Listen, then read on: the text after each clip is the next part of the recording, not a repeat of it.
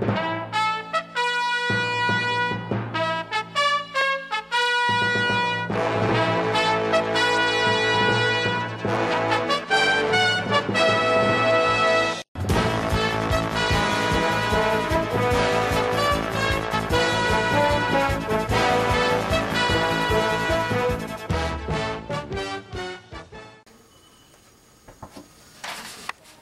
morning, New England.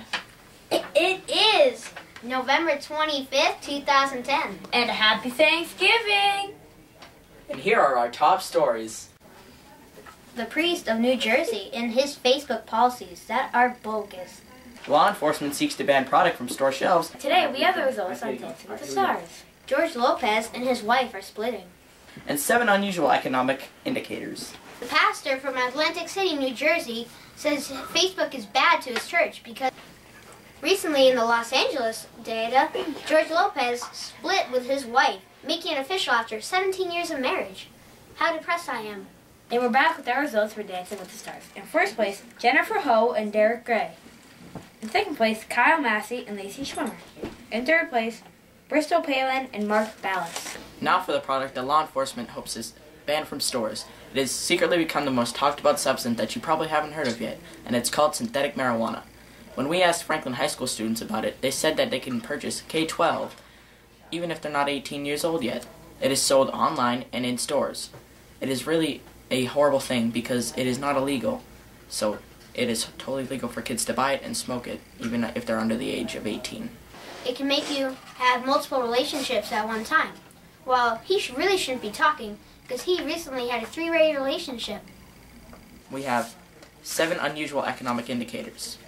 On Black Friday, it marks the beginning of the biggest shopping period of the year, but also a crucial economic indicator in consumer sentiment. Today, the U.S. holds are expected to spend an average of $384 on Christmas gifts this holiday, according to a survey by the Conference Board released Tuesday. This figure, based on a sample of 5,000 households, is slightly less than last year's estimate of $390 per household. Some of these new unusual indicators are gambling has increased, the purchase of chocolate has increased, the purchase of fashion accessories has increased, the purchase of movie theater snacks has increased, the company holiday parties have increased, and family restaurant outings have increased. So this shows that the economy is moving in the right direction, showing that people have more money to spend in their pockets. Hey guys, this is Zach from the Weather Center. We're going to give you a quick update of your Thanksgiving Day forecast for today before everybody heads out to their destinations, and just what's going to happen for Friday. So for Thanksgiving Day being today, we are expecting, as we can see here, a high of 42 degrees and a low of 20. Very sunny, and it will be very nice out for Thanksgiving Day. So have your nice Thanksgiving feast, then get out and get some exercise to run off those calories. For Friday, that snowstorm that was supposed to hit Thursday night for the traveling times is not going to occur. It's going to be seen very early Friday morning throughout the mid-morning and early afternoon for Friday. And it's going to be more of a mix and rain. So you're going to be seeing rain towards the southern areas, a mix towards central areas, and snow for the northern areas.